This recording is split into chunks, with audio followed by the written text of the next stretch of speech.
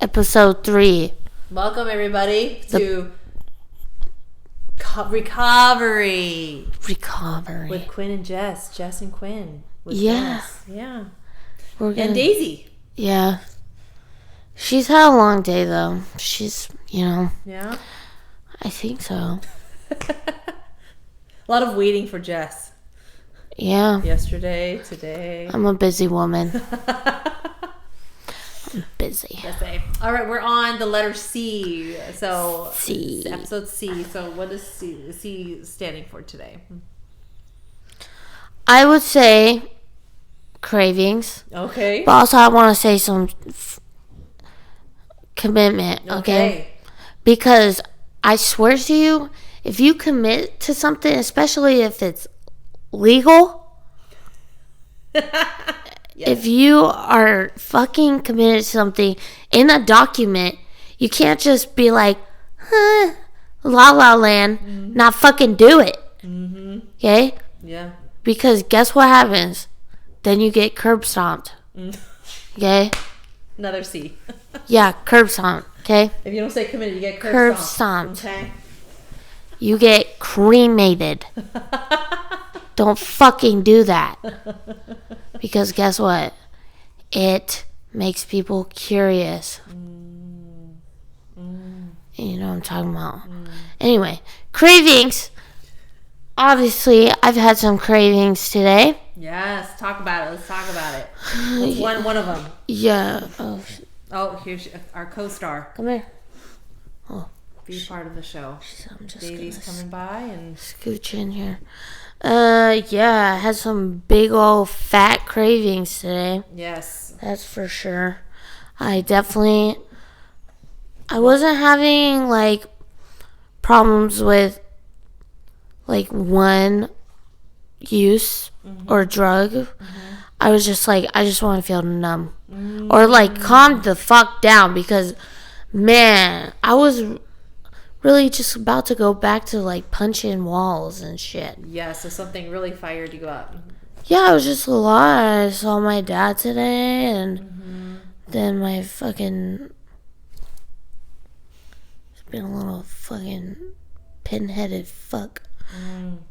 Just kidding. I love her so much.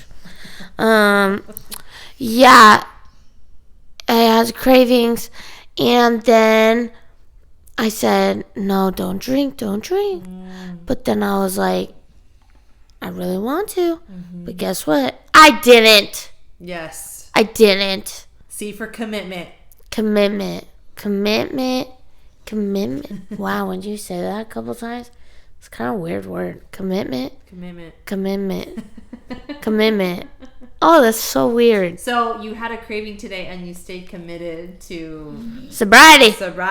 That's what we call it, sobriety. Recovery. So then what, like, okay, so no alcohol. So then, like, how did you cope? Like, like, you were pissed off. So how did you navigate through those emotions? First of all, I called like 4 people and I vented the same thing to all of them. And till I felt, like when you explain something to some people and they're like, oh, that's crazy. So the last person I called, she was like, that bitch did what? And I said, yeah. So, when you're more engaged like that, it made me feel better. Because it kind of validates what you're Exactly. Yeah. I was like, as soon as she picked up the phone, I said, girl, I'm about to fuck a bitch up. She said, huh? I said, yeah, let me tell you. So that's what I did. And then I had my warm kava, straight kava, pila kava, tea. And I feel better. I also took my night meds. So I think I got it out a little bit, but we'll see when you go to night and see how it is. Yeah. Also, whenever the fuck my roommate wants to talk to me, because we're doing so good, guys, and she's thinking about signing a whole nother year with me.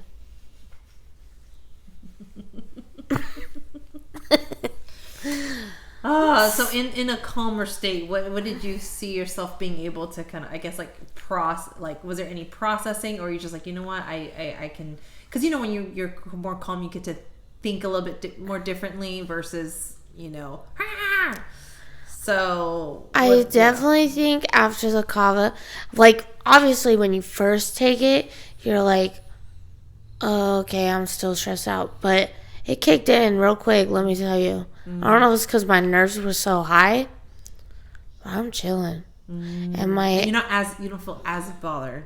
Oh, fuck no. I'm like, whatever happens right now. I'm like, she could do this, she could do that, and I'm going to just get through it. But then tomorrow I'm probably going to be stressed again. But then you just drink the kava. The kava.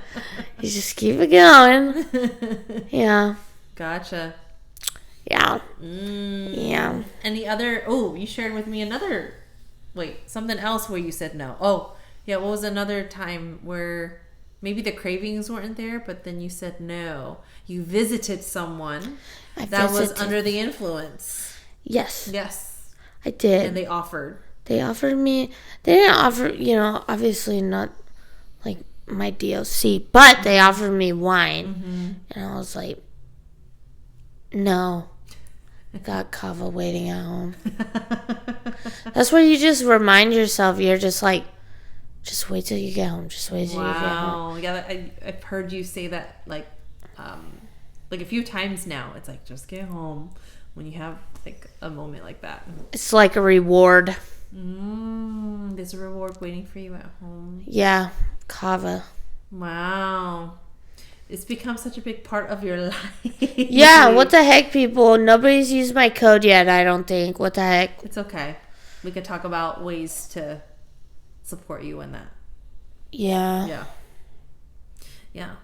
For people who don't know what kava is, right? Maybe there's some education needed. So, like, let's practice right now. What is kava, Jeff? What is that? You keep on talking about kava. What is this kava? It's a root. Yeah. And I don't know. I just been recently, you know, like I've been just handing it out. Yeah. Like I'm like, just try it for yourself. Yeah. Like with my friend that I gave the bottles to, I gave her 2 mixed ones, a fruity one and a chai, and then a straight bottle. And because her husband has a lot of anxiety, he's like, sometimes you're like, holy crap. Like he gives you anxiety. Yeah, because you can feel it. Yeah. So I was like, I knew my friend was not gonna, she was not gonna mess with the straight kava. Yeah. So I gave her the mixed one. But I said, tell your husband to drink the straight kava because he needs to calm that ass. He needs to calm that ass. Yeah. Is this the same friend that we gave the 6 bottles to that's getting married? Is it different? No, this is different. I'm curious about the one that we gave the six. Yeah, me too. Yeah, maybe follow up and see. Yeah, I'm trying, but supposedly she went to the hospital and she had surgery. Oh my god. So I don't even think she's had a chance. Hopefully it's in the fridge. Yeah, it's in the fridge. It's in the fridge at work. Oh, at work. Nobody's gonna touch it. Yeah. Everybody's gonna look at it and be like, but I texted her, I told her she worked tonight, but she didn't answer, which made me feel even more like shit, but whatever. Whatever. Yeah. Yeah, I recommend, like, if they want to ask, like, some questions that we get is, like, how do I drink it? Or when's, you know, how do I experience it? When's the best way or whatever? I always say, drink it when you're stressed. Yeah. And there's several ways to drink it. Everyone's sensitivity is different, so they can try a couple sips, see how they feel. Drink at least half, see if they feel anything. And if not, I mean, they could just continue. Yeah, they could proceed from there. Yeah. Some people could just down it, and that's how they feel it. But yeah, everyone's different. I had some friends who were just too sensitive, and they downed the whole bottle. They didn't remember what I told them, and they just felt too much. Yeah. And they didn't need that much. They just needed half or a couple sips. I mean, you definitely don't need a lot. Yeah. Which is great. But like I used to do a straight kava shot in the morning and night. Now I just do 2 at night. And And how was that? How's that adjustment been? It's been okay. Yeah. I've definitely, like, wanted to drink it in the morning. But at the same time, I just know I'm going to have a fucked day. So I'm like, no, just wait till you get home. It's like, you know, when, like, people go home and they have a glass of wine. I'm like, I'm about to... Two shots. And it gets me excited. Gotcha. Yeah. And also, I had an interview, guys. Oh, yes. Yesterday morning at another dog place. Animal hospital. Animal hospital. Yeah. And what's crazy, what I found out, right? So, the day before the interview, I found out, guess what these fuckers specialize in? Wait. With dogs? Bulldogs. An animal hospital for bulldogs. Wow. And your favorite breed is? Bulldogs. Bulldogs. Yeah. And so there's like 2 owners and whatever. One of the owners is a big shot for the North Cal Bulldog Rescue. Oh. So she bought half of the hospital, and basically they hold about 12 rescue dogs at a time there. All bulldogs. So they get adopted. And let me tell you, when I took that tour, I said, you're coming home with me. No, I can't, but fuck. Oh my god. There was an English bulldog that had Daisy's print. And I said, oh my god, that would be so cute. Are you kidding? Just get one of each bulldog that has the same print. They have like 4 different types of bulldogs. And then they all look the same. I would love it. Daisy, do you want a bulldog sister? English bulldog? No. Yes or no? Okay. She said maybe. Yeah, I felt that energy. Like, She's definitely saying. She likes me center of attention, maybe. Yeah. Well, Well, she has friends too. I don't know. Well, You picky. one of her best friends is named Appa. And he is my friend's dog, when I gave the Kava to. And basically, she might have to get rid of him because he's starting to nip at her kid. Oh, no. But I've known this dog for 7 years. Do you know where this is going? So I offered to take him. Shut. No, I swear to God. Because... Listen, he's 10 years old. If he goes to a pound, he's not getting adopted. And he's best friends with Daisy. His name's Appa. He's like a cattle dog mix. Just hear me out. Another kid. No, maybe. She doesn't even know for sure she's getting rid of him. Because she has another dog, but it's only like 2 years old. Oh, okay. And so that dog is going to get adopted easy, but he's not gonna get, you know what I mean? And like, how are you about to have him for, he's 10, so how are you about to have him for 10 years and then put him in a pound? You know? Oh, because they just had a child. Yeah, the kid is 2. Gotcha. And he's starting to get a little nippy. Gotcha. But I told that worst comes to worst, I will take him in. I swear to God, because him and Daisy love each other. They're already familiar. They might have some like attention issues because Daisy's used to being the only child here, and don't know how she'll feel if Appa tries to lay with me in bed. Right, it's one thing visiting; it's nothing living with a person. Well, I told her if that was to be a conversation, to have him like spend the night once. And then, test it out before committing. It's another C. Test before committing. Anyways, so tell us about the interview. How did it go? How did the tour go? And how did the tour was freaking great. And listen, so it would be me and one other lady, and she was like, yeah. So if we have like 11 dogs staying with us, I'll have 6 and you have 5, right? And I said, 5? She said, yeah, I know, it's a lot. I said, 7. on Saturday, I was working with 135 lodging dogs plus daycare. Give me 5 dogs, that shit's gonna be sparkly clean. Because 5 dogs, easy. Do you feel like it'd be less stress with only just 5 dogs? Yeah. Yeah. And I bet, never mind. Anyway. But yeah. And they got 2 fish tanks in the waiting room. It's a pretty fucking fancy place. It's pretty fancy. Oh, and then I was doing the tour, right? Just walking through the operating room. There's a dog knocked out getting fixed. And there's another one getting teeth thing. And I was just like, I feel like I'm with the big boys now. Yeah. I'm like so unfazed that dog is just sliced open. Doesn't faze me. Yeah. You chose to lay there, dude. Consequences. We're good. We're doing good today. We got a lot. It just flow out. At first, I thought of craving, and then we were talking, and you're like, "Oh, commitment." I was like, "That's perfect," because that's related to so many things.